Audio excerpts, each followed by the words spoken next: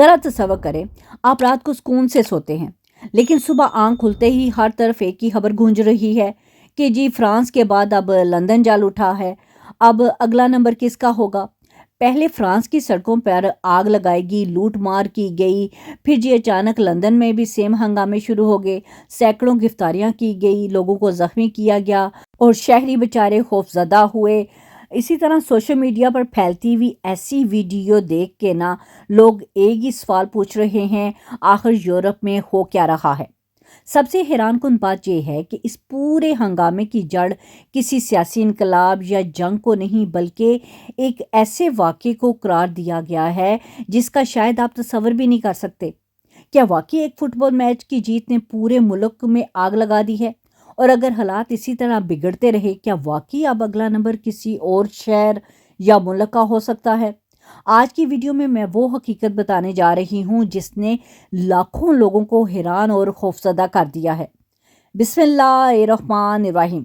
सब तारीफ़ें अल्लाह ताला के लिए हैं। आप सब खैरियत से हैं? तो जी फ्रांस एक ऐसा मुल्क है जिसे लोग ना खूबसूरती और सियाहत, फैशन और पुरस्कून ज़िंदगी की अलामत समझते हैं, लेकिन इस वक्त वहाँ से आने वाली जो तस्वीर है ना, एक बिल्कुल मुख्तलिफ कहानी सुना रही हैं। सड़कों पर धुआं फैला हुआ है, कई इलाकों में गाड़ियां जल चुकी हैं, दुकानों के शीशे टूट चुके हैं और लोग खौफ के आलम में ना अपने घरों में महदूद होकर रह गए हैं। सबसे तफ्शीशनाक बात यह है कि हालात सिर्फ चंद सड़कों तक महदूद नहीं रहे, बल्कि मुख्तलिफ शहरों से लूट मार की गई, हंगामों से चीज़ों को जलाया गया, खबरें मुसलसल इस किस्म की सामने आ रही हैं।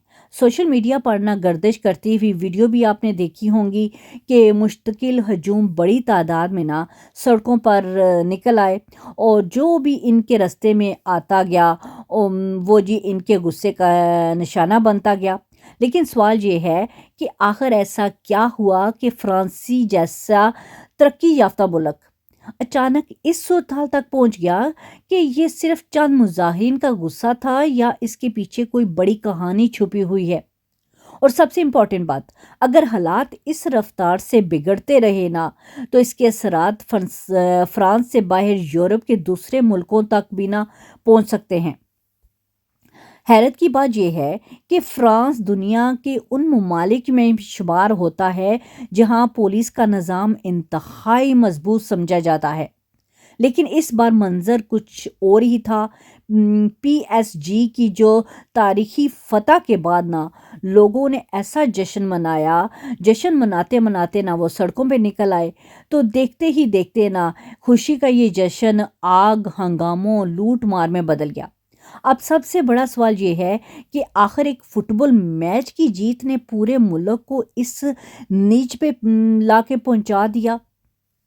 और दूसरी हैरानकुन बात यह भी थी कि सख्त कानून नाफज करने वाले अदारों की मौजूदगी के बावजूद भी हालात ना मुसलसल बिगड़ते चले गए।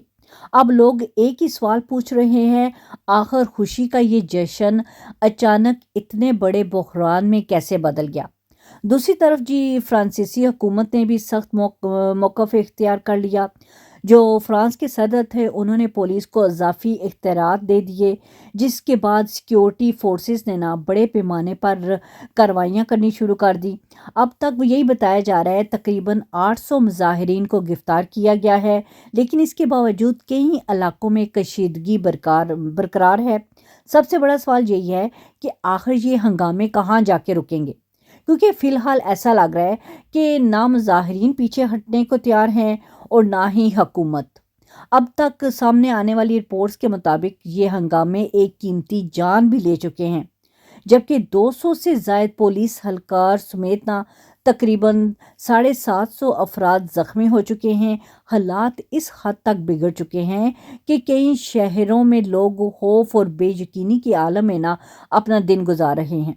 इस वक्त फ्रांस के कई इलाकों में हालात बल दस्तूर कशीदा हैं।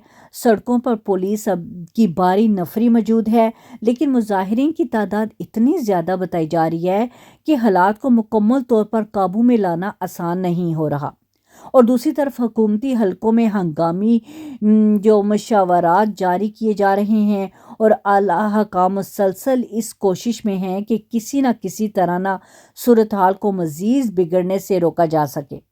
لیکن سب سے حیران کن منظر اس وقت دیکھنے کو ملا جب مشتعل مظاہرین کے ایک گروپ نے ایک سرکاری عمارت تک وہ جا پہنچے اور انہوں نے حکام سے براہ راست جواب مانگنا شروع کر دیا۔ اس واقعے کی ویڈیو سوشل میڈیا پر جنگل کی آگ کی طرح پھیل گئی، جس کے بعد لاکھوں لوگ ایک ہی سوال پوچھنے لگے، آخر فرانس میں ایسا کیا ہو رہا ہے کہ عوام اور حکومت آمنے سامنے آ کے کھڑی ہو گئی ہے؟ فی الحال حالات مکمل طور پر معمول پر نہیں آئے، مزید احتجاج ہو رہے ہیں، مظاہرے کیے جا رہے ہیں اور اطلاعات بھی سامنے آ رہی ہیں۔ یہی وجہ ہے کہ فرانس سمیت پورا یورپ آنے والے دنوں پر نظریں جمائے بیٹھا ہے۔ اب دیکھنا یہ ہے کہ حالات جلد قابو میں آ جائیں گے یا یہ بحران مزید گہرا ہوتا چلا جائے گا یا ایک اور نیا موڑ لے کے آئے گا۔ بس امید یہ کی جا رہی ہے کہ جو فرانسی پولیس ہے اور قانون نافذ کرنے والے جو ادارے ہیں حالات کو جلد از جلد قابو میں لائیں گے، انشاءاللہ وہ کامیاب ہو جائیں گے اور ان کی جو شرپسند لوگ جو خلاف سخت کارروائی کی جائے گی، کیونکہ عام شہری یہی چاہتے ہیں کہ سڑکوں پر دوبارہ سے امن و سکون واپس آئے، بزنس جو ہیں وہ معمول کے مطابق چلنے لگے اور لوگ اس خوف سے باہر نکلے۔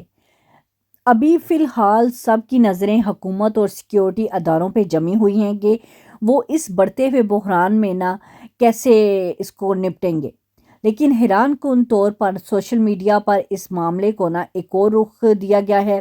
بعض امیگریشن مخالفین گروپس اور دائیں بازو کے جو حلقے ہیں ان ہنگاموں کو امیگرینٹس کے ساتھ جوڑ رہے ہیں اور یہ تاثر دینے کی کوشش کر رہے ہیں کہ فرانس میں بڑھتی ہوئی جو بد امنی ہے اس کے پیچھے بیرون ملک سے آنے والے جو افراد ہیں ان کا ہاتھ ہے، یعنی امیگرینٹس کا ہاتھ ہے۔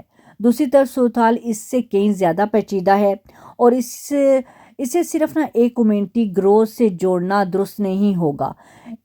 ایک بات یہاں پہ واضح ہے کہ ان فسادات نے فرانس میں امیگریشن، قومی شناخت اور سیکیورٹی کے حوالے سے بحث سب جاری ہے، بلکہ اس کو اور بھڑکا دیا گیا ہے۔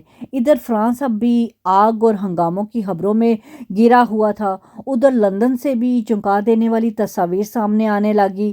آرسنل کی اس فتح کے بعد اچانک ہنگامے پھوٹ پڑے اور دیکھتے ہی دیکھتے ایک ہوٹل میں آگ لگا دی گئی، جس کے بعد پولیس اور ایمرجنسی سروس کو فوری طور پر موقع پہ پہنچنا پڑا۔ لندن میں بھی منظر کچھ مختلف سا ہو گیا۔ آرسنل کی اس جیت کے بعد لاکھوں فٹ بال شائقین سڑکوں پہ نکل آئے اور شہر کے مختلف حصوں میں خوب جشن منایا گیا۔ لیکن جیسے جیسے وقت گزرتا گیا حالات آہستہ آہستہ خراب ہوتے چلے گئے، علاقوں میں بد نظمی پھیلی گئی، لوگ آپس میں الجھنے لگے اور بعض مقامات پر ہنگامے بھی شروع ہو گئے۔ آخر کار میٹ پولیس اس ہنگاموں کو دیکھ کے وہاں موقع پہ آن پہنچی اور 18 لوگوں کو گرفتار کیا گیا اور ان کو جیل میں ڈالا گیا۔ اسی طرح فرانس اور برطانیہ میں بھی حکام نے حالات کو سنجیدگی سے اب لینا شروع کر دیا ہے۔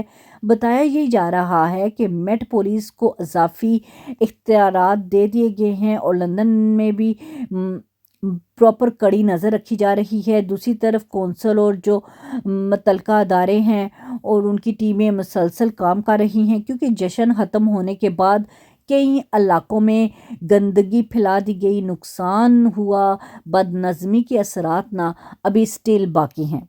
اب حکام یہ جاننے کی کوشش کر رہے ہیں کہ اس جشن اور ہنگامہ آرائی کے نتیجے میں اصل نقصان کتنا ہوا ہے اور شہر کو مکمل طور پر معمول پر آنے میں کتنا وقت لگ سکتا ہے۔ فی الحال سب کی نظریں فرانس اور برطانیہ پر جمی ہوئی ہیں۔ ایک طرف لوگ یہ کہہ رہے ہیں کہ حالات کب معمول پہ آئیں گے، لیکن دوسری طرف ایک سوال مسلسل لوگوں کے ذہنوں میں گردش کر رہا ہے، فرانس کے بعد لندن جل اٹھا ہے، اب اگلا نمبر کس کا ہوگا؟ ہم یہی امید کرتے ہیں کہ برطانیہ اور اس کے جو قریبی ہمسائے فرانس میں حالات جلد از جلد قابو میں آ جائیں، امن و امان مکمل طور پہ بحال ہو جائے اور ان واقعات کو بنیاد بنا کر جو امیگرینٹس مخالف بیانیہ کھڑا کیا جا رہا ہے نا، وہ بھی دم توڑ دے، کیونکہ چند شرپسند لوگوں کی وجہ سے نا ایک کمیونٹی کے اوپر ذمہ داری ڈالنا یہ کچھ ٹھیک نہیں ہے۔ اینی آنے والے دن بہت امپورٹنٹ ہونے والے ہیں، ہم اس ساری صورتحال پر نظر رکھیں گے۔ اس خبر سے متعلق تمام ذرائع اور جو بھی مزید انفارمیشن ہے اس کا لنک جو ہے میں نے ویڈیو کے ڈسکرپشن میں ڈال دیا ہے۔ اگر آپ کو یہ ویڈیو انفارمیٹیو لگی ہو تو اپنی رائے کامنٹ میں ضرور دیجیے گا، اور آپ کے خیال میں فرانس کے بعد لندن جل اٹھا تو اب اگلا نمبر کس کا ہو سکتا ہے؟ اپنی رائے کامنٹ میں ضرور دیجیے گا۔